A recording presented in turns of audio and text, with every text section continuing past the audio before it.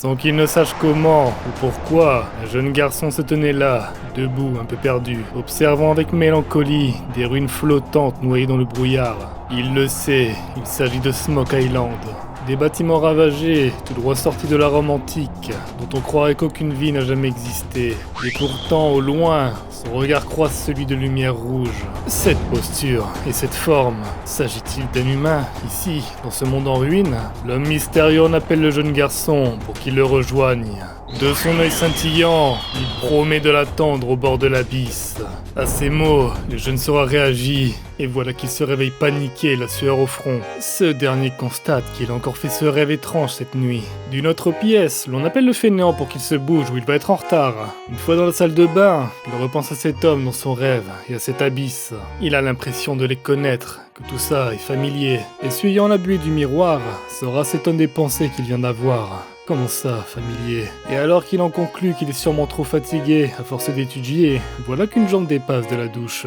Le père de notre héros ne s'attendait pas à voir ce dernier à ce timing. Le taquinant, il constate qu'il y en a un qui a fait un bon gros dodo. Mais Sora, gêné, rétorque qu'il a 15 ans, c'est plus un bébé qu'il arrête. Attrapant son bain de bouche, il ajoute même qu'il aurait pas à le voir à moitié à poil tous les jours si l'appart était pas aussi petit. Eh bien le padré lui fera cadeau d'un immense manoir rien qu'à lui quand il sera enfin riche. Ah, leurs deux fils auront enfin leur propre chambre rien qu'à eux. Ouais, enfin, le garçon dit que ça fait 5 ans qu'il entend dire ça. Le père en rigole, faut dire que la vie est plus facile depuis que Riku a rejoint l'armée. Repensant à son frère, c'est vrai que ça va faire 3 ans qu'il est parti pour intégrer les forces de défense. D'ailleurs, notre héros compte suivre son chemin et les rejoindre aussi quand il en aura l'âge. Et une fois fait, il devra dire adieu à cette vie de famille si animée et à cette routine qu'il aime tant. Dire au revoir à son gigolo de père, qui n'est absolument pas digne de confiance, mais sur qui il comptera toujours. Et à sa douce mère, qui malgré son air sévère, déborde d'un amour incontestable pour eux. Cet endroit, cette vie, le réconforte. Si seulement tout pouvait rester tel quel indéfiniment, mais au fond de lui, il sait que ça ne sera pas le cas. Soudainement, un tremblement secoue l'immeuble, interrompant le déjeuner familial. Une ombre gigantesque surplombait maintenant les bâtiments, pourtant hauts de dizaines d'étages. Une immense tour perçant les cieux avait émergé du sol au centre de la ville. Sora était planté là, devant la fenêtre, à observer cette anomalie digne d'un blockbuster. Il savait que son quotidien serait perturbé, mais il ne s'attendait pas à ce que ça soit aussi abrupt et d'une telle manière. Par contre, il est sûr d'une chose en ayant cette tour devant les yeux. Au fond de lui, il était certain qu'elle était liée à ses rêves. Un peu plus tard, son frère Riku les a appelés pour les rassurer, comme quoi il pourra rentrer à la maison après avoir suivi les instructions de l'armée. D'une voix fébrile et peu confiante, c'était là ce qu'il leur promettait. Malheureusement, cet appel fut le dernier contact qu'ils aient eu de lui en ces temps sombres. Les chaînes d'infos ont bien sûr réagi à l'étrange phénomène, mais se sont contentés de rassurer les populations, comme quoi ils seraient tous à l'abri en restant chez eux. La situation devenait de plus en plus alarmante au fil que le nombre de tours dans le monde augmentait. Puis finalement, la télé ne diffusait plus rien. Plus aucune info, et seule la radio diffusait en boucle le même message, ordonnant de se mettre à l'abri en lieu sûr. Les gens dans les rues paniquaient et partaient se réfugier loin de ces terrifiantes tours. Sora et ses parents décidèrent de suivre le mouvement et de quitter l'immeuble aussi. La mère ayant laissé un message à Riku pour l'informer au cas où il reviendrait pendant leur absence. Et alors qu'ils entamèrent leur route vers un abri d'évacuation, certains détails n'échappaient pas à l'œil de Sora et en tire des conclusions. Des blindés militaires remplis d'hommes vagabondaient dans les rues. À l'intérieur, l'on pouvait distinguer des expressions de désespoir sur le visage des troupes. En plus de ça, les camions pourtant blindés étaient couverts de profondes traces de griffes.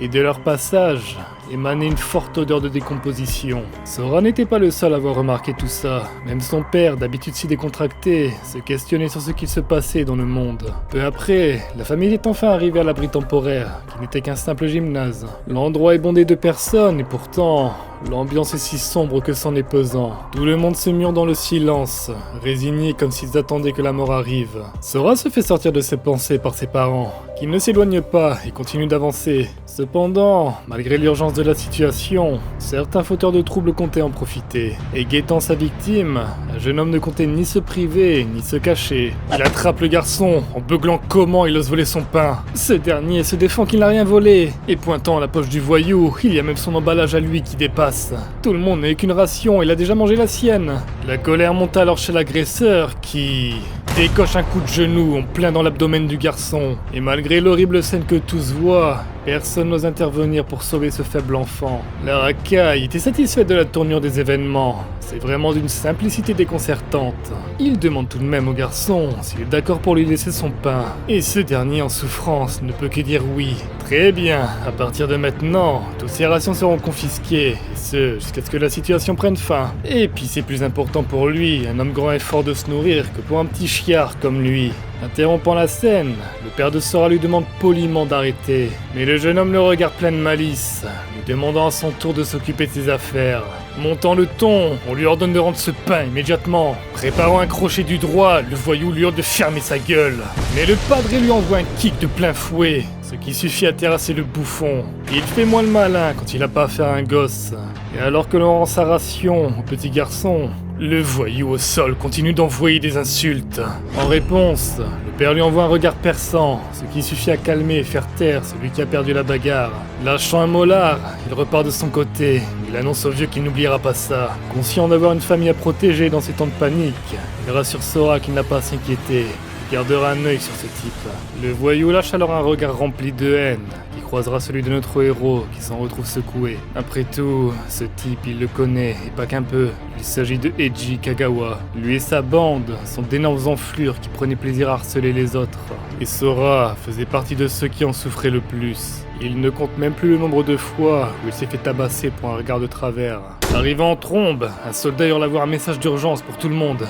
Tous ici doivent sortir de l'abri par le côté arrière et rejoindre les camions d'évacuation. Un des hommes parmi la foule se permet d'intervenir pour en demander la raison. Affolé, on lui répond que c'est confidentiel, il a l'ordre de ne rien dévoiler. Le vieux salarié le paraphrase. Il ne peut rien dire, hein. Haussant la voix, il peste qu'on leur ordonne d'abord de rester chez eux, puis doivent soudainement rejoindre un abri avant maintenant d'évacuer en urgence. Et lui, ose dire qu'il ne peut rien dire.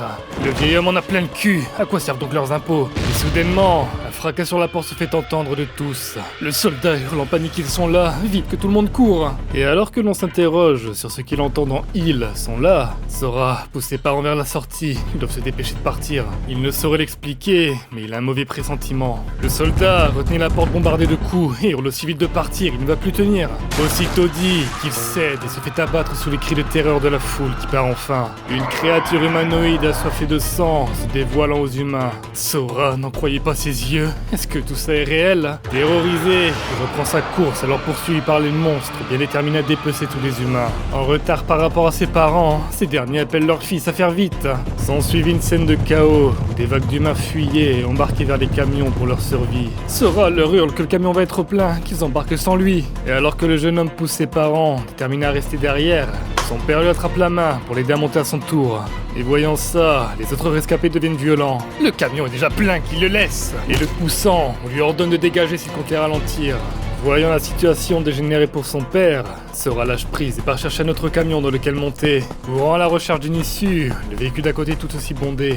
Bientôt arrivé au bout de la file de camions, il est bien parti pour n'en trouver aucun avec de la place. Mais de justesse, il parvient à sauter dans le dernier stationné. Mais le véhicule se met subitement à rouler, manquant de faire tomber le garçon. Sorti de nulle part, une main se tend à notre héros. L'ayant attrapé, ce dernier est soulagé et remercie son bienfaiteur. Sans lui, il aurait... Oh, mais est-il vraiment certain de vouloir le remercier aussi vite? Sora ne réalise que trop tard la malchance qu'il a. Et Kagawa trouve que le destin est quand même bien foutu, ne trouve-t-il pas? Lâchant notre héros, il lui souhaite bonne chance pour la suite, il en aura besoin. Ayant l'impression que sa chute dure une éternité, Sora perdait espoir et envisageait le pire. Et retombant parmi la foule, il est sûr d'une chose, c'est de ne pas vouloir mourir. Allongé au sol, il manque de se faire piétiner par les fuyards en panique et se met à prier. Il supplie quelqu'un, quelque chose, qu'on lui vienne en aide, par pitié. Subitement, une silhouette translucide apparaît au milieu de nulle part. Sora semble être le seul à pouvoir voir cet homme et de reconnaître celui de son rêve. Et ce dernier salue le gamin, il est l'heure. Faisant étinceler son œil, il répète ce qu'il a tant de fois dit auparavant. Il l'attendra au bord de l'abysse. Peu après, les environs se décomposent avant de changer totalement. Notre héros rouvrait les yeux au sol, dans un silence des plus profonds, peinant à croire ce qu'il se passe. Est-ce qu'il est en train de rêver? Où est-ce qu'il est? Et comment est-ce que... Soudainement, une hache en pierre se rapproche et vient s'écraser à quelques centimètres de son visage stupéfait. Un ignoble monstre vert était responsable de cette attaque presque réussie. Profitant de l'inattention de la créature, Sora détale direct, sentant le danger pour sa peau. Mais le monstre ne compte pas rien faire et envoie ça gère le fuyard. Celui-ci esquive, mais manque de se faire arracher la tête. Fonçant toujours plus vite, notre héros se précipite vers un tas de pierres. Parmi elles, il y en a une qui semble aiguisée, ça vaut le coup de tenter. Jetant un œil derrière lui, le monstre a déjà repris son arme et ne semble pas vouloir s'arrêter. Et c'est maintenant à son tour de sprinter en direction de sa proie. Les questions affluent alors dans la tête de Sora. Qu'est-ce que c'est que cette tour qui est sortie de nulle part? Pourquoi il a eu la malchance d'être avec cette enflure d'Eiji? Pourquoi le vieil homme de son rêve est apparu subitement? Et qu'est-ce qu'il a bien pu faire pour l'envoyer ici? Alors à 2 doigts de se faire massacrer par le monstre, notre héros commence à en avoir marre. Pourquoi toutes ces merdes lui arrivent qu'à lui? Affichant un regard résolu, Sora, pierre en main, passe à l'offensive et hurle qu'on lui foute la paix. Quelques instants après, dans un calme morbide, notre héros avait survécu en abattant le monstre et peinait toujours à réaliser ce qu'il se passe. Cette créature ressemble à une sorte de gobelin, tout ressorti d'un jeu vidéo. Et sur son torse, il y a un symbole bizarre, une sorte de 1 en chiffre romain. Soudainement, un bruit sourd met Sora en alerte, qui ne comprend pas d'où ça vient. Sortant du cadavre du monstre, une fine pierre noire de jet apparaît. Sora n'en croyait pas ses yeux, tant c'était irréel. D'abord, il se bat avec une créature qui tentait de lui faire la peau, et maintenant il y a un caillou qui sort de son corps. La pierre se met alors à léviter devant notre héros, tout en dégageant une force troublante. Et d'un coup, transperce l'abdomen de ce dernier. Alors que Sora se remet de ses émotions, quelque chose s'agite sur son visage. La blessure que le monstre lui avait fait était déjà guérie, il n'en reste qu'une cicatrice.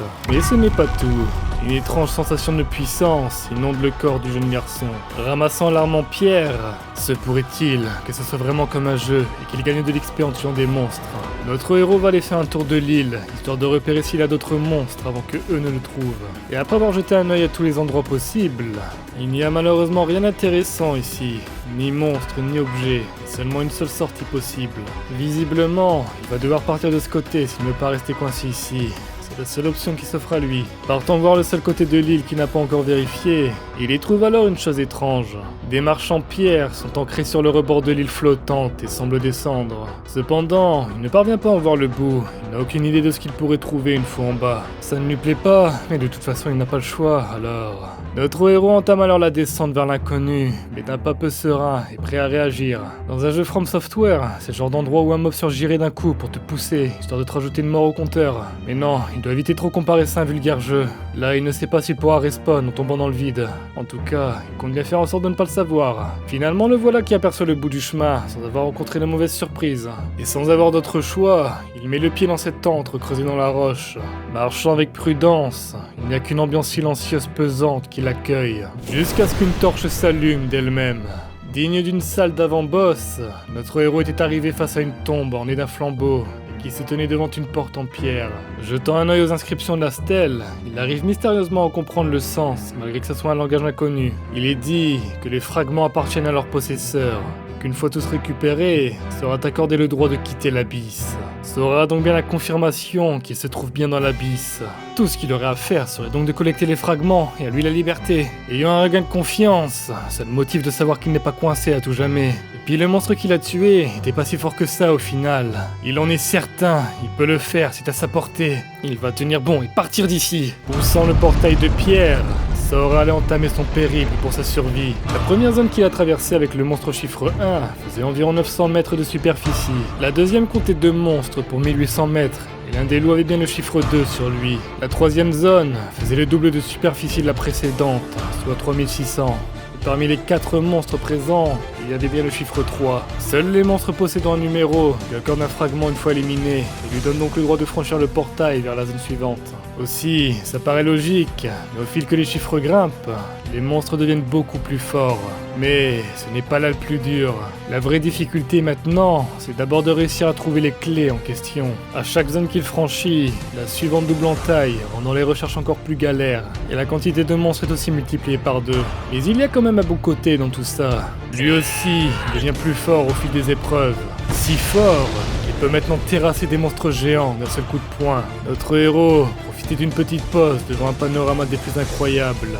Au fil de son ascension, la variété des monstres qu'il affronte ne fait qu'augmenter. Lorsqu'il est arrivé au 12e étage, il a pu y rencontrer les mêmes monstres que ceux qui ont attaqué l'abri. Enfin, à ce moment-là, ils étaient déjà trop faibles pour opposer une quelconque résistance et ont fini massacrés. Il y a tellement de monstres, tellement de combats, que peu à peu, ses sens deviennent engourdis. Pour autant, il n'a pas d'autre choix que de s'enfoncer toujours plus dans l'abysse. et d'affronter ces millions de monstres livrés à lui-même. Au 30e étage, le nombre de monstres avait atteint le demi-milliard, et chacun d'eux semblait capable de détruire des mondes.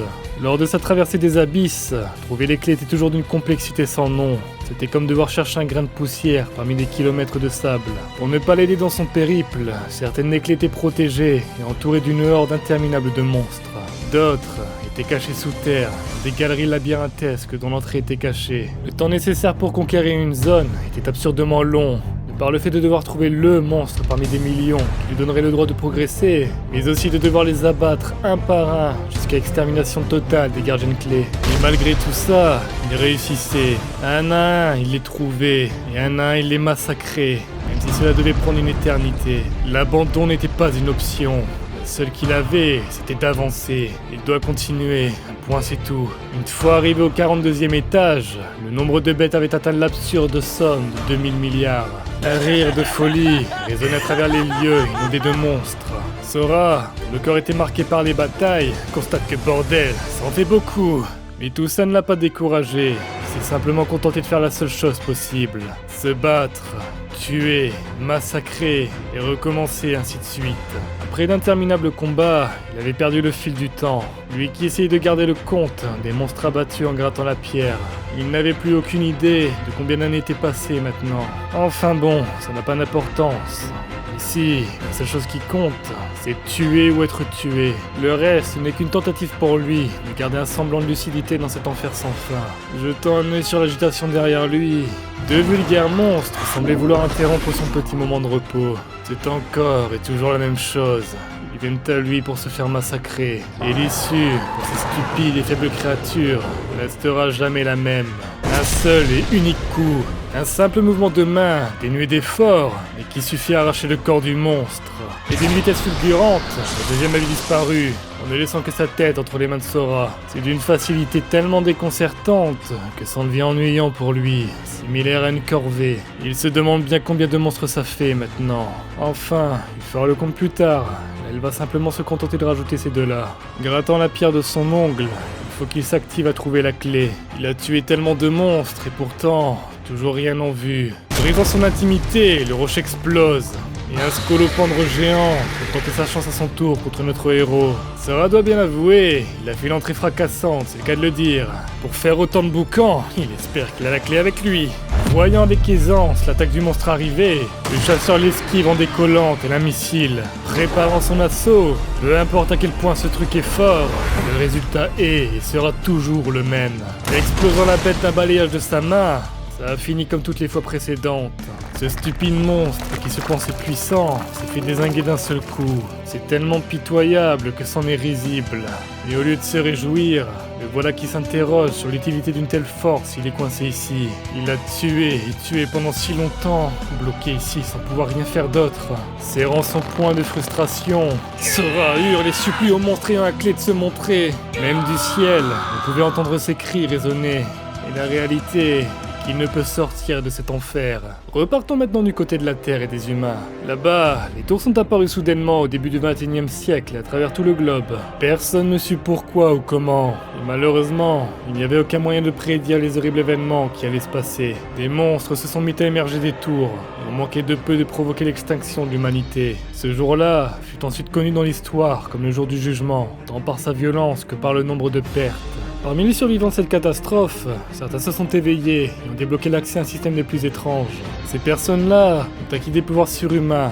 N'importe quel éveillé était terriblement puissant et incomparable à un humain lambda. Une fois que l'humanité eut fini de panser ses plaies et reconstruit la société, les éveillés se sont rassemblés pour former des guildes de chasseurs. Pendant ce temps dans l'abysse, Sora, lui, irait toujours à la recherche de la clé promise. Courant après un loup, il lui demande de s'arrêter, il veut juste vérifier un truc. Mais subitement, la bête se fait enchaîner de nulle part.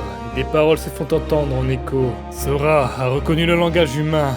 Il a entendu comme quoi un rouleau de transfert a été utilisé et que fallait empêcher quelqu'un de faire une invocation. Il ne comprend rien à la situation. Mais est-ce que c'est possible que ce truc soit une sortie? Submergé de questions, d'espoir, mais aussi de crainte de se tromper. Non, il n'a plus rien à perdre. Il faut qu'il tente sa chance avant de la laisser filer. Sautant de toutes ses forces vers le rayon de lumière, une fenêtre système signale alors que 2 êtres vivants ne peuvent être transférés à la fois. Notre héros se retrouve alors encerclé de notifications et de chaînes afin de l'empêcher de progresser plus loin. Mais ce dernier ne compte pas rester une seconde de plus ici. Rien ni personne ne sera en mesure de le retenir. Tirant de toute son âme sur les chaînes, il refuse de lâcher cet espoir de liberté. Du côté de la Terre, aux abords d'une forêt sinistre, une jeune femme en panique semblait fuir quelque chose.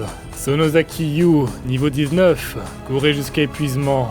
Elle doit les semer, et vite. Et malheureusement, son pied se prend dans une racine, et la voilà qui se retrouve à fendre les airs en direction du sol. Entendant des rires quelques mètres derrière elle, Yu savait ce que ça signifiait. Responsable du sort de Liane, une femme constate qu'elle galope vite malgré ses talons. Une équipe de chasseurs avait encerclé la fuyarde, et lui ordonne de rendre le rouleau de transfert avancé. C'est un item de niveau 60, la débutante Kaline peut le manipuler. Choji, épéiste de niveau 35, lui conseille de faire vite, ou elle passera un sale quart d'heure.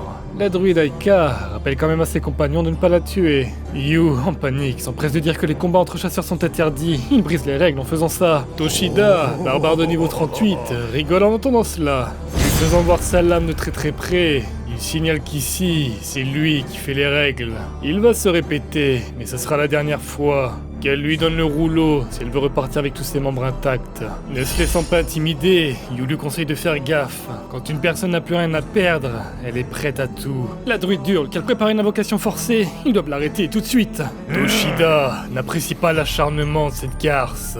Fini les discussions. Dans une rage meurtrière, il abat son espadon sur la jeune femme, épuisée, qui dégage une légère aura bleutée. Mais l'épée ne rencontre ni chair ni os, et termine sa course dans le vide. Le barbare s'est laissé surprendre, elle a utilisé un sort de téléportation. Quelques mètres plus loin, la magicienne était résolue à entraîner ses enfoirés avec elle dans la mort. Ses assaillants, eux, commençaient à prendre peur. Les monstres qui sortent d'une invocation forcée sont trop féroces pour être contrôlés. Les pays se ruent alors sur elle dans l'espoir de l'arrêter. Mais malheureusement, il est trop tard pour tenter quoi que ce soit. La foudre s'abat sur le parchemin, la force dégagée repousse l'agresseur. Rien qu'en sentant l'énergie écrasante qui en émane, ils s'imaginent déjà le pire pour leur peau. Transcendant les cieux, des chaînes d'invocation viennent amener la bête du chaos sur Terre. Les chasseurs l'aperçoivent enfin. Vite, qu'ils se tiennent tous prêts et... Le terrible Cerbère, destructeur de monde prévu au programme, se révèle être H-Mob de niveau 3. Les voilà qui explosent de rire. Ne c'est qui le bon toutou? Tiens, prends nos noces, Médor. Et alors que l'esprit de Yu s'inondait de questions sur pourquoi l'invocation a raté, une main aux ongles acérés émerge des entrailles du canidé. Lacérant le pauvre petit chien, la silhouette de la vraie menace apparaît alors aux yeux de tous. La troupe de chasseurs ne comprend pas ce que c'est. Un monstre humanoïde? C'est du jamais vu. Même l'invocatrice était tout aussi perdue qu'eux devant un tel dénouement. L'humain mystérieux, qui se révèle être notre héros, murmure que tout est terminé.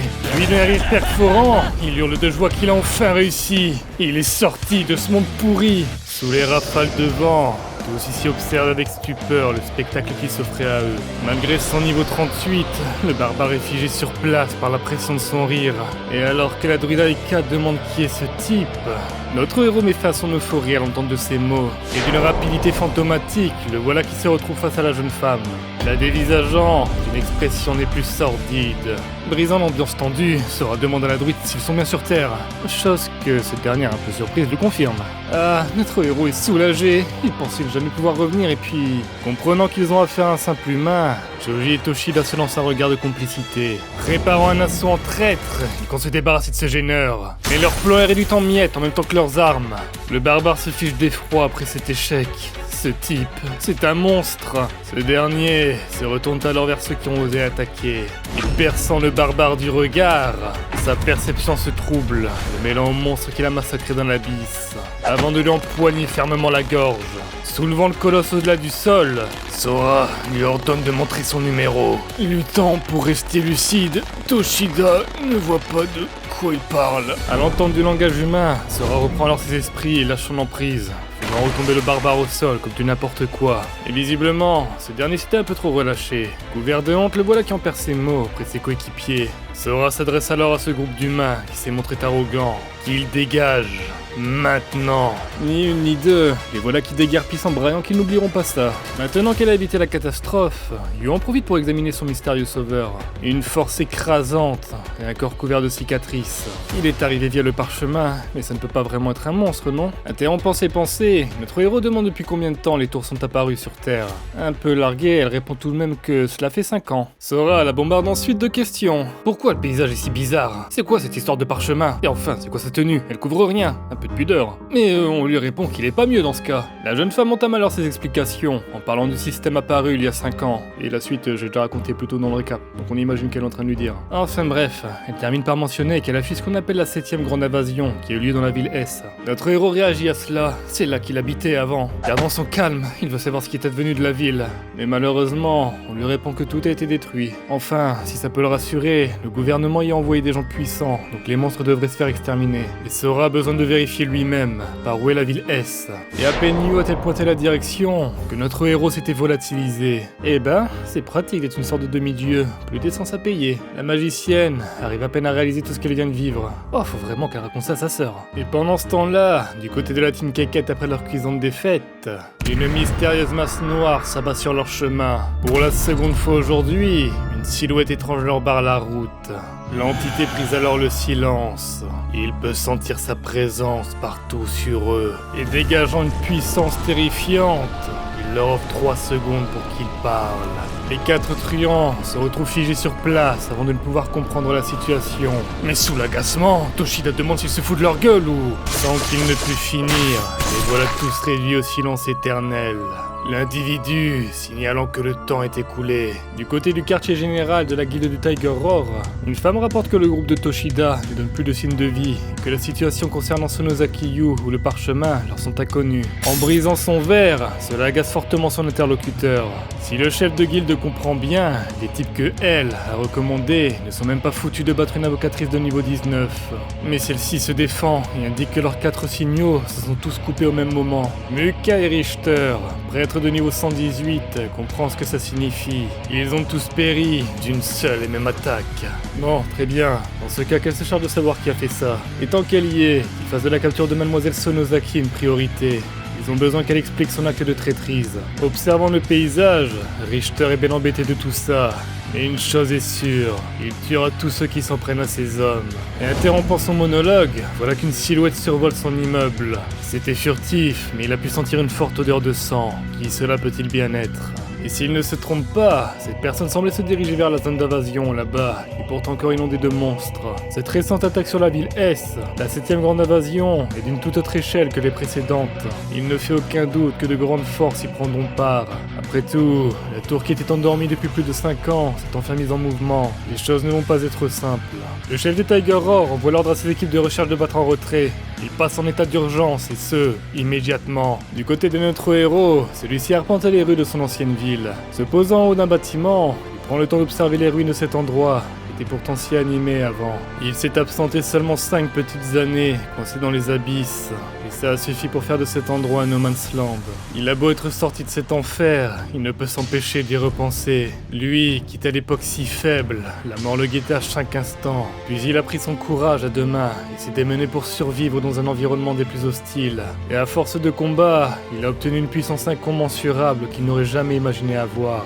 Mais en échange, un instinct primitif s'est développé en lui et a failli lui faire perdre son humanité. Plus d'une fois a-t-il failli devenir une bête lui-même. Et à chaque fois qu'il était au bord de la folie, c'était le souvenir de sa famille qui lui a permis de revenir à lui. Tous ces monstres qui autrefois le terrifiaient de par son impuissance sont maintenant de vulgaires insectes à ses yeux. Sa mère, son père, son frère, il jure de les retrouver, alors pitié qu'ils soient en sécurité. Une fois arrivé dans les quartiers résidentiels, Sora ne pouvait que constater la tristesse des lieux maintenant. Même l'intérieur des bâtiments est complètement défoncé, comme s'il y avait eu un tremblement de terre. Ceci dit, il n'y a aucune trace d'affrontement avec les monstres, ce qui est plutôt logique, étant donné que tout le monde est censé avoir évacué avant. Peu après, Sora se tenait enfin devant son ancien chez lui, et tire doucement la porte qui sort de ses gonds, littéralement. Il va devoir apprendre à doser sa force. Mais trêve de conneries, notre héros reprend l'aura farming et pénètre dans l'appartement. Il savait que tout serait vide, pourtant, il a voulu revenir. Après tout, cet endroit représente sa vie avant tout ce merdier. c'est les émotions. Mais coupant sa nostalgie, Sora remarque un papier posé sur la table. Il s'agissait d'une lettre pour lui, écrite par son père. Sa mère et lui refusent de croire que leur fils soit mort, et que tout le monde pense le contraire. Ils sont sûrs qu'il va revenir. Alors ils ont pris ses affaires et ils ont rangé dans sa chambre comme avant. Notre héros était ému du geste de ses parents, ayant risqué leur vie en venant ici, alors qu'ils auraient pu ne jamais revenir. Comme la lettre l'indiquait, sa penderie était pleine de ses vêtements préférés et de différentes tailles au cas où. Dans le tiroir de son bureau, il pourrait trouver une carte menant au refuge numéro 6. Et enfin, quand il aura lu ces mots, qu'il promette de venir les retrouver, accompagnés de photos, les dernières lignes résonnent avec puissance. Ils l'attendront patiemment jusqu'à son retour, son père et sa mère, qu'il aime énormément. Après avoir traversé tant d'épreuves livrées à lui-même, Sora était heureux de pouvoir renouer avec son passé. Couteau en main, notre héros se demande à quel point il est devenu fort. S'il est en mesure de mettre fin à cette situation de lui-même, avant de couper ses cheveux comme le ferait un barbier turc. C'est affichant une apparence enfin présentable que le jeune homme est résolu à régler le problème des tours. Il va faire en sorte que tout redevienne comme avant, pour attraper le temps dont il a injustement été privé. Une fois à l'extérieur, Sora doit se rendre vers le refuge numéro 6. La route vers l'est est totalement détruite. Enfin, si ce n'est que ça, il n'a qu'à faire sa propre route. Et le voilà qui voltige de saut en saut à travers les bâtiments comme à son habitude. Certes, il y rencontre quelques monstres en route, mais il ne suffit que d'un revers de main pour les réduire en charpie. À coup d'impulsion, notre héros se baladait d'immeuble en immeuble en direction du refuge indiqué par ses parents. Perché sur un toit, un random pecno a cru entendre un bruit, et son collègue répond qu'il a dû imaginer ça, vu comment il est torché. Mais lui donnant raison, quelque chose file au-dessus d'eux. C'est allé si vite qu'aucun d'eux n'a pu voir ce que c'était, mais ça partait par là-bas. Un de leurs coéquipiers arrive en courant, affirmant qu'il a pu filmer le truc qui vient de passer. Et voyant les images, ils ont enfin un aperçu du rafale qui les a frôlés. Ce dernier continuait son trajet aérien, mais au sol, une femme hurle qu'on la laisse tranquille. Face à elle, 3 individus se délectent de voir une aussi jolie femme dans ce tas de ruines. Qu'elle fasse attention, c'est dangereux, le danger rôde partout ici.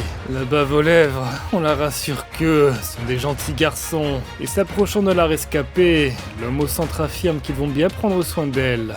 Devenant un peu trop tactile avec la jeune femme terrorisée, il lui assure que ça ne sert à rien d'avoir peur parce que elle est coincée ici avec eux, qu'elle le veuille ou non. À ces mots, personne débarque pour interrompre la fête. Notre héros constate que les monstres ne sont pas les pires merdes à arpenter ces rues. Le chasseur s'énerve d'avoir été interrompu. Il conseille à ce trou du cul de pas s'immiscer dans leurs affaires. Oh et puis merde, il ordonne à ses hommes de s'en occuper. Et comme de bons toutous, les deux se lancent alors à l'assaut vers le trouble fête. Se jetant sur lui arme en main, les 2 hommes sont résolus à lui prendre la vie. Mais le premier se mange une claque de viking. Et alors que le vaincu retombe inconscient au sol, le deuxième assaillant est à quelques centimètres de transpercer le visage de Sora. Et ce dernier esquive sans montrer la moindre inquiétude. Et attrape le bras de l'épéiste en retour, avant de lui faire goûter à son genou en pleine face. La jeune femme profite de l'action pour s'enfuir, et le dernier chasseur tente d'intimider notre héros. Il fait partie de la guilde du Tiger Roar, alors qu'il dégage avant de se la mettre à dos. En réponse, Sora prononce un nom, Eiji Kagawa. Révélant son visage, il lui demande s'il se rappelle de celui qui l'a envoyé vers la mort pendant l'évacuation. Eiji n'en revient pas, c'est vraiment lui, Sora Mukujima. Prenant peur, il ne comprend pas, c'est impossible, tous ceux qui n'ont pas évacué ont fini massacrés. Terrorisé, le voilà qui lui hurle de reculer, comment peut-il encore être en vie? Notre héros relâche un soupir d'exaspération, avant de choper fermement son ancien harceleur à la gorge, lui affirmant que c'est simple. Il a affronté les bêtes de l'enfer encore et encore, puis s'est frayé un chemin jusqu'ici. Tout ça parce qu'une raclure l'y a envoyé. Et resserrant son emprise, Sora indique que c'est à son tour de l'envoyer à la mort. Notre héros comptait bien arracher toute dignité à cette enflure pour se venger. Il n'est plus faible et impuissant comme il l'était avant. Les voix des monstres qu'il a massacrés incitaient le jeune homme à commettre l'irréparable. Qu'il le bute. Après tout, il est le plus fort. Personne ne peut aller contre sa volonté. Sora se rappelle de chaque moment près de cet enfoiré. Lui qui prenait plaisir à le tabasser dès qu'il le pouvait. C'était une torture permanente.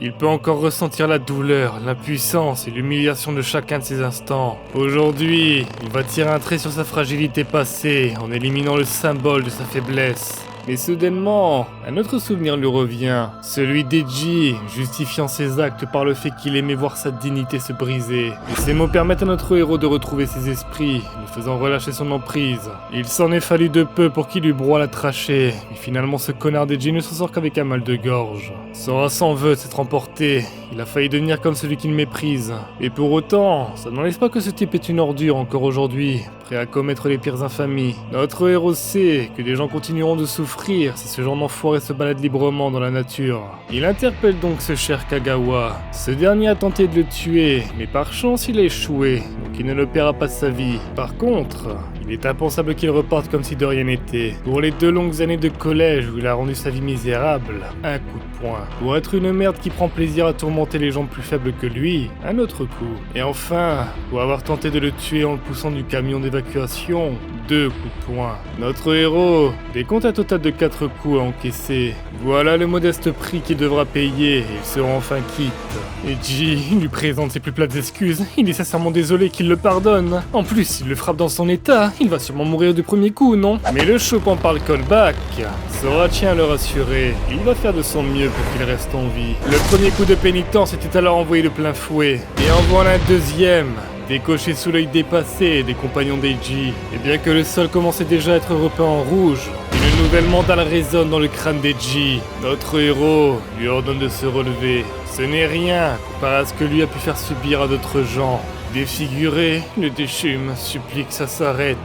Par pitié qu'il l'achève et... sans qu'il ait le temps de finir, la chaussure de Sora s'apprête à embrasser son visage. Et voilà qu'Eiji finit piétiné comme la merde qu'il est, encastré dans le béton. Ce dernier était maintenant aveugle, en plus d'être amputé de ses 4 membres. Ce dénouement paraît plutôt juste aux yeux de notre héros. Il aimerait bien le tuer, mais cette punition n'a de sens que s'il reste en vie pour la purger. Sora interpelle les 2 zigotos à l'arrière, qui l'emmènent à l'hôpital. Interdiction pour eux de le laisser mourir. Et aussi, ça paraît évident, si l'un d'eux recroise sa route, ça ne finira pas aussi bien qu'aujourd'hui. Une fois le nettoyage terminé, voilà que notre héros prend sa route.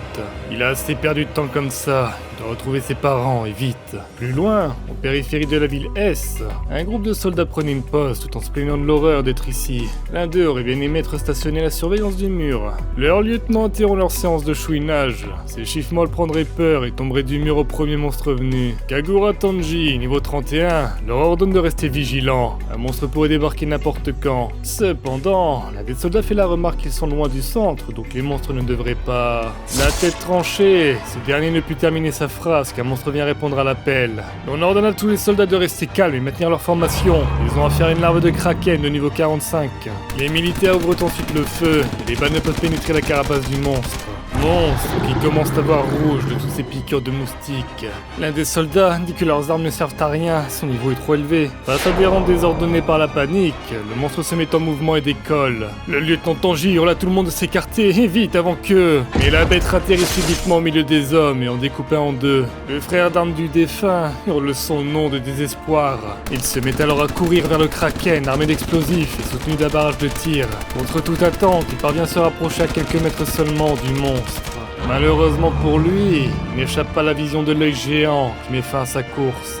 Et alors à quelques centimètres de dépecer les soldats, le monstre se fiche soudainement dans son élan. Un des hommes ne comprend pas. Pourquoi est-ce qu'il s'est arrêté d'un coup? La bête n'émettait plus aucune réaction vers les humains, le regard fixé vers le ciel. Le lieutenant est presque sûr de lui. Ce monstre a peur de quelque chose. Mais ces hommes ne comprennent pas. C'est pas comme s'il s'agissait d'un gobelin de bas niveau pourtant. Et malgré son niveau 45, la larve de kraken se recroqueville derrière ses tentacules. Le soldat aux explosifs ne sait pas de quoi ce truc a peur, mais il compte bien en profiter. Il repart une nouvelle fois en direction du monstre, prêt à en finir, et lui balance sans hésiter la sacoche de ses 4, qui explose à son contact, noyant la bête dans un torrent de flammes.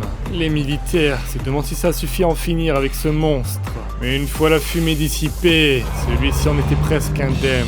Et sorti de sa léthargie, voilà que son attention se redirige vers les soldats. À terre, l'un d'eux n'en revient pas qu'une explosion n'ait eu aucun effet, c'est impossible. Et alors que sa vie était sur le point de lui être arrachée en même temps que sa tête, notre héros atterrit sur le monstre, le réduisant en bouillie. Mais sachant, c'était une bonne nouvelle, la peur restait marquée sur les visages. Le lieutenant Tanji comprenait enfin pourquoi le monstre agissait bizarrement. Ce type, il en est sûr, c'est sa présence qui terrorisait la larve de kraken. Mais tout de même, le chef n'en revient pas. La bête a encaissé l'explosion et pourtant, cet étranger l'a éliminé en un coup. Il n'y a pas beaucoup de chasseurs avec une telle force de destruction, même parmi les rangs S. Pour découvrir qui il est, le lieutenant utilise sa compétence d'inspection, qui lui permet de voir les détails sur sa cible. Plus leur niveau est similaire au sien, plus les informations seront précises. Mais pour la première fois, il obtient un résultat auquel il ne s'attendait pas. Le système venait de le refouler avec un coup de pression. Il ne pourra rien apprendre sur cet individu. Juste après, le lieutenant est pris de vertige et de nausées. Ses hommes le rattrapent dans sa chute alors que l'on hurle de ramener un médecin sur le champ. De son côté, notre héros remarque l'agitation. Il interpelle l'un des hommes sur place. Il aurait quelques questions à lui poser. Sora commence par lui demander la distance à laquelle ils sont de l'abri numéro 6. Toujours un peu secoué, on lui répond qu'il est à 50 km au nord et qu'il faut traverser la zone X pour pouvoir l'atteindre. Notre héros n'a aucune idée de ce que c'est. Pourrait-il développer? Le soldat explique donc qu'il s'agit d'un endroit où les monstres ont été attirés afin de limiter les dégâts des affrontements. Donc actuellement, la zone X est une zone de guerre entre chasseurs et monstres. Pendant son explication, des cris se font entendre derrière, comme quoi ils ont trouvé des objets rares. Sora constate que dans le monde réel, abattre des monstres donne du loot en récompense. C'est vraiment comme dans un jeu, dommage que lui n'y ait pas eu le droit dans l'abysse. Il demande ensuite au soldat si pour lui, ce genre de monstre était fort. Eh bien, on lui répond qu'il était de niveau 45, donc oui, c'est pas n'importe qui peut se vanter de l'abattre même en groupe. Notre héros souhaite ensuite savoir s'il y a beaucoup de monstres de ce niveau qui les ont envahis. Le soldat lui affirme qu'il en a sûrement moins d'une centaine. Si ce genre de mastodonte était courant, alors l'humanité serait déjà éteinte. Bon, leur sauveur le remercie. Sur ce, il va repartir. Et alors qu'il tourne le dos au soldat, apparaît à reprendre son envol. Ce dernier se racle la gorge comme s'il avait une demande. Ça le gêne un peu, et il est désolé parce qu'ils ne se connaissent pas, mais il aurait une requête à lui présenter. S'inclinant avec respect, le soldat demande à ce qu'il se rende dans la zone X. Il en est sûr, mais si une personne aussi forte que lui se rend là-bas, alors beaucoup de vies seront épargnées. Sora répond que de toute façon, d'après lui, passer par cette zone était le plus rapide pour rejoindre l'abri numéro 6. Très bien, dans ce cas ça devrait le faire. Le soldat pas trop sûr demande à notre héros si ça veut dire que...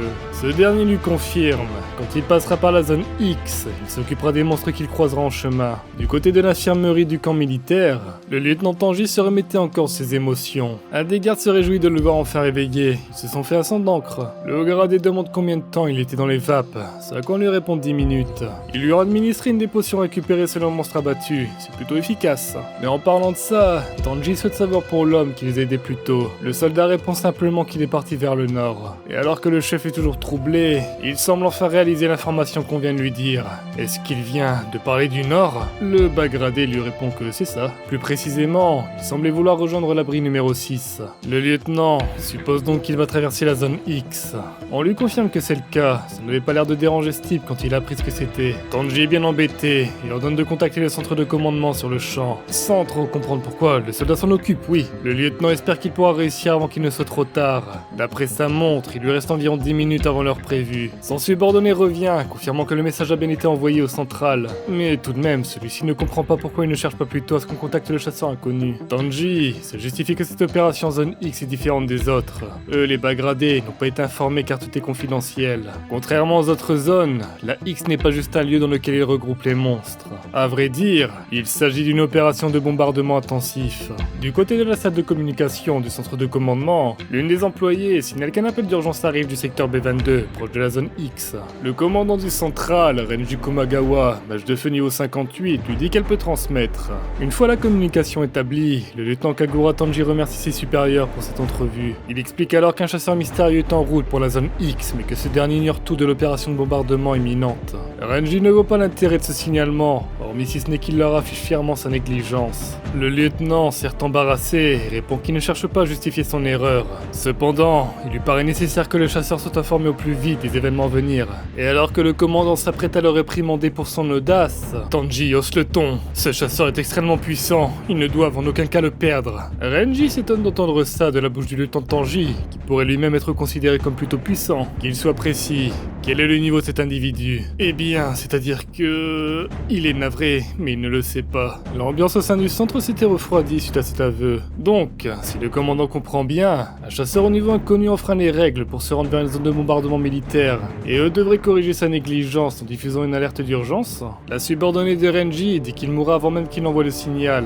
et son supérieur laisse échapper un rire. Ce cher Tanji n'a peut-être pas les compétences d'un lieutenant, mais il est doué pour la comédie. Se tournant vers sa voisine de siège, Renji constate que certains manquent de formation. Enfin, il est celui qui parle depuis tout à l'heure, mais ne serait-ce pas la supérieure de ce cher Tanji de décider. Par contre, si l'opération s'en retrouve entravée, il ne se gênera pas pour la faire tenir responsable aux yeux des supérieurs. Miyato Nozaki, maître des golems de niveau 73 et commandante de l'Ouest, n'en revient pas. Même malgré l'invasion, ce Goré n'a aucune intention de coopérer. Dire qu'ils ont le même grade, ça la répugne rien que d'y penser. Mais elle se repenche sur la demande de Tanji.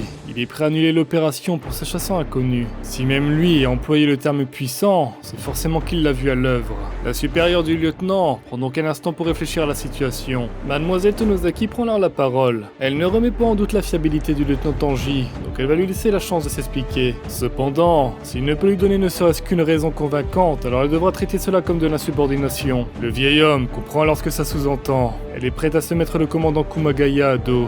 Mia interpelle donc son collègue du central, lui demandant si ça lui convient comme décision. Ce dernier est clairement agacé, mais il n'a rien pour la remettre à sa place. À contre-cœur, il invite ce cher Kagawa à leur fournir une raison valable afin qu'ils examinent sa requête. Ce dernier leur dévoile alors qu'il a abattu une larve de kraken de niveau 45, et ce en un seul coup. La commandante Tonozaki comprend alors ce que ça représente. Elle affirme que si c'est vrai, alors ce chasseur dépasse largement le rang A. Pourrait-il être un rang S de l'armée? Renji réfute cette théorie. De ce qu'il sait, tous les rangs S sont en mission, et aucun de leur signal n'est passé par la zone B22. Mia s'intrigue alors de quelque chose. Pourquoi Tanji ne connaît-il pas son niveau, alors qu'il a pourtant un pouvoir d'inspection? En réponse, ce dernier affirme de ne pas avoir pu le voir, chose qui semble étonner sa supérieure. Le lieutenant reprend. Il est embarrassé de l'avouer, mais après avoir utilisé son pouvoir sur cet inconnu, il s'est évanoui. À la stupeur générale, cela signifie qu'il est au moins de niveau 100. Le silence s'empare alors du central, qui réfléchit sur la marche à suivre. Renji brise le calme, avouant qu'en effet, ce genre d'individu est plutôt rare. Pour autant, il ne considère pas cela comme une raison valable pour stopper l'opération. À ses côtés, le commandant de l'Est Nobuo est du même avis. Beaucoup trop de choses sont en jeu pour les annuler sur de simples suppositions. Des milliers d'hommes venant de 4 corps d'armée différents sont actuellement impliqués dans cette opération. Suffisamment pour pouvoir encercler à la fois la zone de bombardement, mais aussi la zone tampon. Le plan initial consiste à exploser sans distinction les zones abritant les monstres qui sont actuellement contenus par l'armée. Ensuite, une fois que les bêtes seront dispersées, elles devraient s'enfuir en direction de la zone de garnison pour être réceptionnées et abattues par leurs hommes. S'ils venaient à lancer une alerte d'urgence maintenant, alors les monstres y réagiront et se regrouperont en un seul et même endroit. Les troupes présentes ne pourraient plus les contenir, ce qui aurait pour effet de briser la formation. Des dizaines de milliers de soldats perdraient assurément la vie dans ce cas de figure. Ce que Tanji leur demande donc, c'est de condamner toutes ces vies afin d'en sauver une seule. Même s'il s'agit d'un potentiel rang S, Nobuo ne peut se résoudre à sacrifier autant de soldats. Il est navré. Tanji était impuissant face à de tels arguments, écouter sans pouvoir rétorquer. Sa supérieure directe, elle, se mure dans le silence pour décider de la conclusion de cet événement. Après réflexion, voilà sa décision. Trop d'efforts et de vie sont en jeu pour tout gâcher à cause d'un seul homme. Sa requête est donc déclinée. Sous la surprise de Tanji, Mia annonce que c'est là un ordre et qu'il est définitif. Sur ces mots, la transmission prenait fin, alors que tous dans l'attente voyaient leur morale être au plus bas. Accompagné bien sûr de la frustration de l'échec, un des hommes interpelle son supérieur et tente de le rassurer qu'il n'a pas à s'en vouloir. Il a fait tout ce qu'il pouvait. Ce dernier, bien que frustré et déçu de lui-même, ne peut que contempler son échec cuisant. Et finalement il se résigne, peut-être que le central a raison. À côté de lui, son soldat dirige son regard ailleurs, vers les clés qui pendaient à la ceinture de Tanji, et approchant subtilement sa main du précieux, le lieutenant ne remarque trop tard qu'il s'est fait dérober ses clés. Celui-ci interpelle le première classe Matsuda, hurlant que le bombardement est imminent, mais ces derniers courant vers une jeep corrige ses propos. En réalité, il reste 6 minutes. Le soldat a encore du temps, ce n'est pas terminé. Tanji le prévient qu'il passera en cours martial, qu'il revienne tant qu'il le peut. Mais aucune intimidation ne stoppera le soldat Matsuda qui s'éloigne déjà de son escouade. L'on demande au lieutenant s'ils doivent le poursuivre, et ce dernier répond que non, qu'il le laisse y aller. Matsuda a pris sa décision, ils doivent la respecter. Quant à eux, ils ne peuvent que prier pour sa réussite. Du côté du soldat en fuite, celui-ci roulait à plein pot pour attraper le chasseur inconnu. Et voilà qu'il est bien embêté, il a perdu sa trace, pas moyen de savoir où il est. Cependant, ce n'est pas le moment de baisser les bras, il ne doit pas être loin. Il ne reste que quelques minutes avant le bombardement. Matsuda a pris le chemin le plus rapide, donc s'il n'a pas croisé le chasseur, ça veut dire qu'il va plus vite que son véhicule. Il est juste devant la zone X, donc s'il utilise les haut-parleurs maintenant, la seule solution qui lui vient en tête, c'est d'envoyer un message qui s'entendrait aux alentours, mais les monstres aussi seront alertés s'il fait ça. Voyant le temps défiler et la deadline arriver, Matsuda active le haut-parleur. Il est prêt à prendre le risque. Hésitant un instant avant de parler, il a conscience d'être une honte pour l'armée. Il s'apprête à défier le haut commandement et potentiellement faire échouer une opération de grande ampleur. Mais même comme ça, sa conscience lui hurle de faire ce qui lui paraît être juste. S'adressant au chasseur inconnu, il lui dit d'être le soldat qui l'a aidé plus tôt. Il le prévient que la zone va être bombardée d'ici 2 minutes. Il doit évacuer sur le champ. De son côté, notre héros vainqueur d'un combat pouvait entendre l'alerte du soldat. Si un bombardement est prévu, il comprend maintenant pourquoi il n'a croisé personne. Il est tellement fort que les monstres ici ne représentent aucun problème pour lui. Ce bombardement ne devrait pas être une menace non plus, mais il ne sait pas comment son corps réagira à la chaleur ou aux radiations des explosions. Tenter de l'encaisser serait prendre des risques inutiles. En plus de ça, ce soldat risquait sa vie pour le prévenir, quitte à être lui aussi pris dedans. Il ne peut pas le laisser mourir comme ça. Dans le véhicule, Matsuda se demandait si son message était parvenu jusqu'au chasseur. À quelques secondes de l'annihilation, il pouvait voir les monstres voler dans sa direction. Il espérait que non, mais il a réellement tiré les problèmes jusqu'à lui en faisant ça. Reprenant le volant en main, il s'apprête à mettre les gaz loin d'ici. Mais alors qu'il hésite, ne sachant si le chasseur a pu l'entendre, un des monstres volants s'écrase au sol. À peine Matsuda réalise-t-il cela, que l'on toque à sa portière. Devant lui se tenait Sora en parfaite santé, chose qui rassure le soldat. Mais notre héros lui demande alors ce qu'il entendait précisément dans bombardement imminent. Et merde, Matsuda a zappé le compte à rebours en voyant qu'il était sauf. C'est trop tard maintenant, les bombes vont être larguées. Et effectivement dans le ciel, les rafales livraient les cadeaux explosifs sur la zone X. En face de notre héros, au milieu du chaos, une silhouette se protège de l'assaut aérien avec un champ de force. En conséquence, des débris sont renvoyés droit vers les deux humains. Mais Sora frappe du pied sur le sol et s'érige alors une égypte de pierre qui s'occupe de bloquer les projectiles. Du côté du central, on confirme que l'opération a bien eu lieu. Le bombardement est terminé, toute la zone cible a bien été touchée. Bien, Renji ordonne que des drones soient envoyés pour évaluer le nombre de monstres encore en vie. Et l'on répond alors qu'il n'y a aucun signe de vie en bordure de la zone X, chose qui étonne le commandant. Est-ce que cela veut-il dire qu'aucun monstre n'a réussi à s'échapper? Terrifiée, l'opératrice annonce que les monstres sont toujours dans la zone de bombardement, ils n'ont pas bougé, et en plus de ça, ceux qui étaient au centre de l'attaque sont complètement indemnes. Les commandants s'exclament alors que c'est impossible. La chef Tonosaki demande d'avoir les images des drones sur place. L'opératrice s'exécute peu rassurée et affiche les résultats de cette opération à grande échelle à la vue de tous. Le central avait alors devant les yeux la raison de leur échec.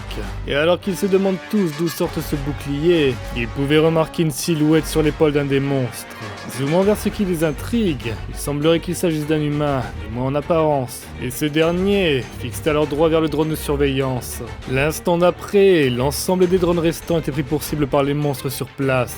Plus aucune image n'était retransmise au QG, qui restera maintenant dans le noir total concernant la situation. Tout moyen de retransmission avec la zone X avait été détruit des mains des bêtes. Mia savait que cette invasion était différente, mais qu'est-ce que c'était là-bas? Perdant son sang-froid, comment peuvent-ils être au courant pour les drones de surveillance? Le commandant Nobuo réalise alors la dangerosité de la situation.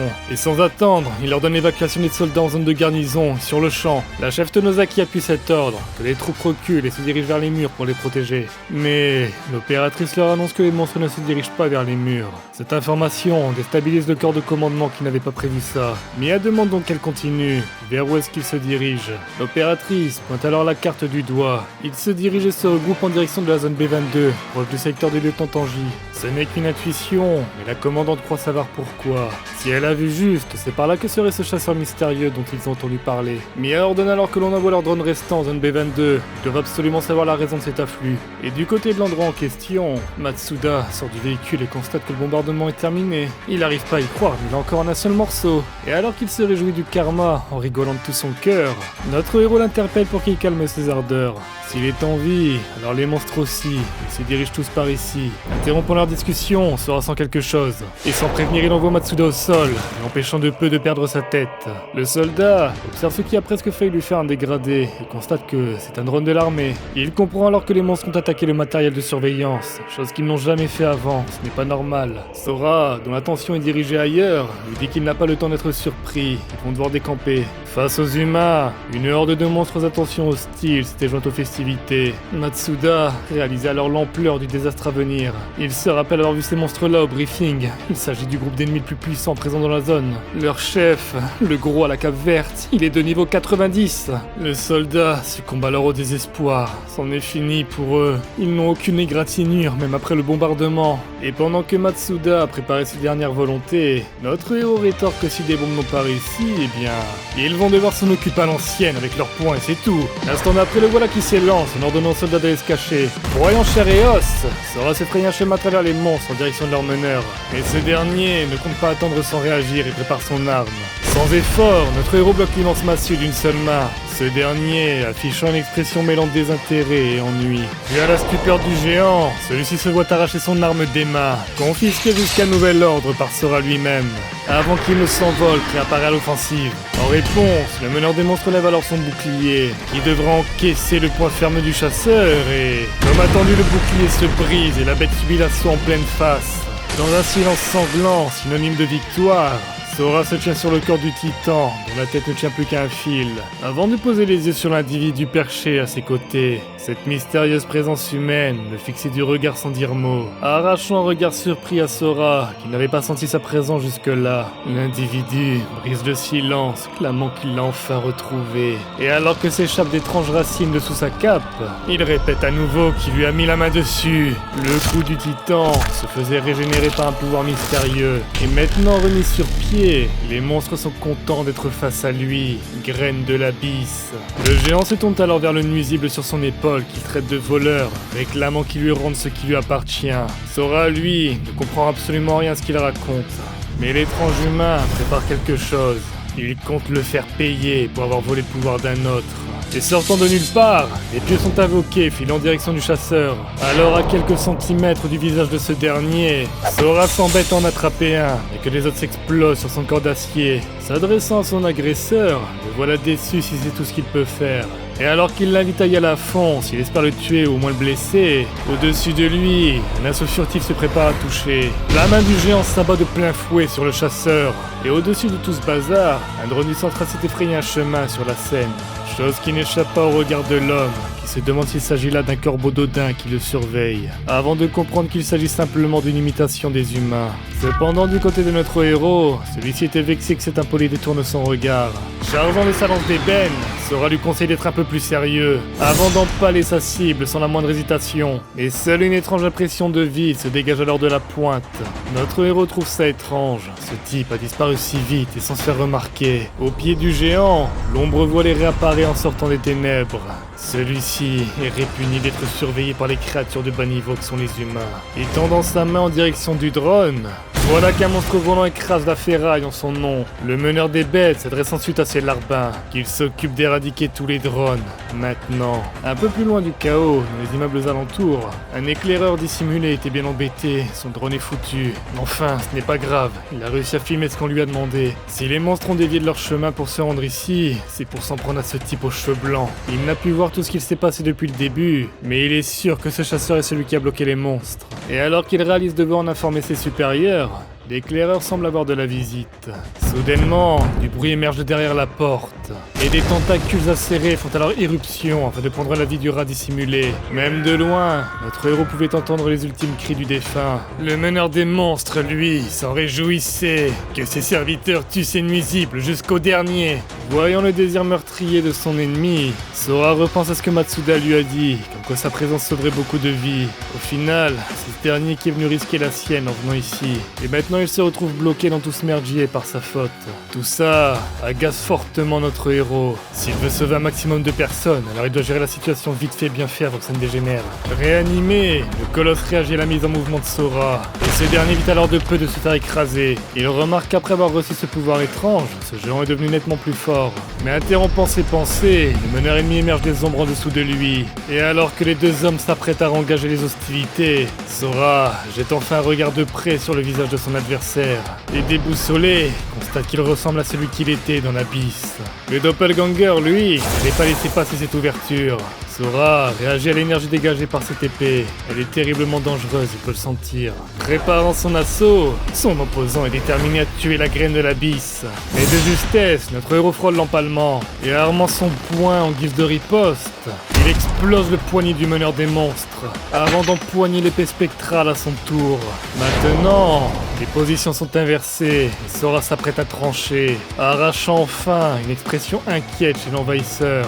Sora bat sa lame d'un coup sec, sec, mais seul l'air s'en retrouve fendu. Son opposant avait une nouvelle fois réchappé à la sanction. Et maintenant qu'il peut souffler un peu, notre héros est interpellé par l'espadon qu'il a en main. L'énergie que cette arme dégage lui rappelle celle des pierres de niveau présentes dans l'abysse. Et du côté de l'homme mystérieux, celui-ci constate avec énervement que la graine ne sait que dérober le pouvoir des autres. Avant d'effectuer un mouvement de sa main, l'épée maintenant disparue, notre héros se demande s'il s'agit là d'un pouvoir de l'abysse que lui aussi pourrait manier. Mais il pensera à ça plus tard. Sa priorité pour le moment, c'est d'assurer la sécurité de ce soldat. Interpellant Matsuda, il lui demande s'il a le vertige. Chose qui devrait aller pour ce dernier, enfin normalement. Ni une ni deux, voilà qu'il finit secoué. Portant le véhicule à bout de bras, Sora lui indique qu'ils vont s'envoler. Cependant, le meneur des monstres ne compte pas le laisser partir. Il ne sous-estime pas le pouvoir de l'abysse. Et alors qu'apparaît une masse d'énergie corrompue, il l'informe que les forts n'existent pas pour protéger les faibles, mais pour les diriger, les exploiter, et enfin les dévorer pour devenir encore plus puissants. En voyant son attaque, on lui dit qu'il n'a qu'à mourir avec cet insecte. Notre héros constate que cette masse d'énergie est trop rapide, et reposant le véhicule, il sait qu'ils ne pourront y échapper en courant. Dans ce cas, plutôt que de fuir, autant s'en débarrasser une bonne fois pour toutes. Sora comptait résoudre ça avec la force brute, comme à son habitude, et d'un direct du droit dissipe l'énergie, mais bizarrement, il n'a senti aucun impact. Et pour cause, la véritable menace était dissimulée sous toute cette énergie, et dans son dos, Sora entendait des cris de détresse. Matsuda, toujours caché dans le véhicule, était pris pour cible par les attaques de l'envahisseur. Notre héros lui hurle de sortir de là, mais le soldat était coincé, entouré de toute cette énergie noire oppressante. Et alors que Sora sent qu'il se trame quelque chose, la voiture finit empalée de toutes parts, faisant résonner un cri de terreur de l'intérieur. Notre héros se précipite alors au milieu du carnage en direction du soldat, mais il se fait devancer par l'émissaire de l'abysse, le narguant qu'il n'y a pas besoin de s'emballer autant. Et alors que le chasseur semble perdre son sang-froid, on lui dit de jeter un œil par lui-même. Cet insecte est toujours en vie. Manipulant le corps de Matsuda comme un pantin, le nécromancien est amusé. Il regarde, il est en train de sourire. Voir des gens qui comptent pour lui mourir sous ses yeux impuissants, c'est un magnifique destin pour lui, graine de l'abysse, ne trouve-t-il pas? Mais ce dernier ne semblait plus d'humeur à écouter ses bouffonneries. Sora lui demande alors si lui aussi fait partie de ceux qui aiment écraser la dignité des autres par pure satisfaction. Préparant une attaque ponctuée d'un rire narquois, l'émissaire balance une tempête obsidienne, clamant que c'est évident que oui. Se tenant droit, sans aucune intention d'esquiver, notre héros encaisse les éclats de son corps. Et bien que cela semble l'égratigner un peu, Sora indique qu'il révulse ce genre d'individu. L'instant d'après, il s'était échappé du torrent d'obsidienne, et maintenant paraît à frapper. Il va tout faire pour éradiquer les ordures comme lui. Il lui conseille de serrer les dents, il va y aller sans retenue. Sora envoie alors une frappe si puissante qu'elle emporte tous les alentours dans une bourrasque. Notre héros espère que ce n'est pas trop tard, et sans perdre un instant réceptionne Matsuda avant qu'il ne s'écrase au sol. Mais ce dernier est toujours corrompu par le pouvoir de l'abysse, et il se met alors à rouer Sora de coups. Mais heureusement, celui-ci ne sent rien. Le voir dans cet état fait se sentir notre héros désolé. Pour le moment, il ne peut que le remettre à l'abri, en espérant trouver une solution plus tard. Sa priorité à l'instant T est en train de l'attendre derrière lui. Sans réfléchir, Sora part refaire le portrait à cette immense raclure. Et tout ce que son point rencontre est une sensation de vide. Réapparaissant derrière notre héros, l'émissaire, le narque sans maîtriser le pouvoir de l'abysse, il ne pourra jamais. Un maxi crochet l'interrompt alors dans son blabla, et le voilà projeté à travers la rue par la force de l'impact, jusqu'à ce qu'il s'écrase misérablement au sol. Notre héros l'avait prévenu qu'il ne faisait pas le poids, il lui suffisait de le toucher. Quand le danger s'installait, le géant s'interpose pour protéger son maître d'une autre déculottée. Mais ce dernier était encore secoué. Comment est-ce qu'il a pu le frapper? Déjà à quelques centimètres de lui, Sora répond simplement que les gens évoluent, imbécile. Son adversaire perd son calme d'avoir été pris de court, et se téléportant sur l'épaule du colosse, il a pu esquiver de plus nouvelles raclées de son némésis. Serait-ce possible que juste en le voyant faire, ce type a pu apprendre à contrôler le pouvoir de l'abysse? Et à peine a-t-il détourné le regard que l'émissaire a perdu de vue notre héros, jusqu'à ce qu'il comprenne ce qui allait lui tomber dessus d'ici peu. Fuyant comme un lâche la confrontation, l'homme des abysses doit bien avouer qu'il ne s'attendait pas à autant de résistance. Mais le chasseur, lui, comptait bien lui mettre la main dessus, et d'un coup surpuissant, lui envoie une onde de choc droit sur lui. L'impact est tel qu'il détruit les alentours et déchire le corps du géant. Mais à l'intérieur de son corps, la corruption s'agite à nouveau. Sora comprend que ce géant sera impossible à terrasser tant qu'il pourra se régénérer. Dans ce cas, ce qu'il va faire, c'est simplement faire en sorte qu'il ne puisse plus. Empoignant la corruption de ses deux mains, notre héros extirpe de force le pouvoir de l'abysse que contenait le géant, Face à l'incompréhension de celui-ci, Sora ne s'embête pas plus avec ce monstre, sachant que c'en est fini. Enfin exposé aux rayons du soleil, tout le noir pouvoir se consume par le feu, jusqu'à ne plus rien laisser du géant, si ce n'est quelques cendres accompagnant la chute de Sora. Celui-ci jette alors son dévolu sur celui qui se tient derrière lui. Le chasseur indique à sa proie qu'elle est la prochaine à subir ce destin. Devant ce déroulement imprévu, l'émissaire des abysses panique et hurle qu'il s'en souviendra. Aux limites de sa puissance, il utilise l'assemblement des ombres. L'instant d'après, le pouvoir des abysses présents dans chaque monstre alentour se voyait extrait de leur corps. Chaque once de ténèbres qu'ils possédaient était rassemblée pour charger le sort de leur meneur, avant qu'il écrase ce pouvoir au sol, provoquant une surcharge abyssale dans toute la zone. Sora y résistait sans trop de problèmes à l'avers de sa veste, mais il finit par comprendre le but derrière tout ça. Le pesant silence sur les lieux indiquait que tout était fini. L'émissaire s'était volatilisé. Notre héros n'en revenait pas qu'il ait déployé autant de puissance pour au final juste s'enfuir. En plus de ça, il est agacé. Son outfit préparé par ses parents est foutu. Enfin, il a pu rassurer que sa photo de famille n'ait pas été abîmée. Ouvrant la porte du véhicule, il était malheureusement trop tard pour Matsuda, qui avait déjà quitté ce monde. Sora attrape la plaque militaire de la dépouille. Ce soldat devait lui aussi avoir une famille qui attendait son retour. Notre héros était désolé, mais il s'engage à ramener une part de lui à ses proches, c'est le moins qu'il puisse faire.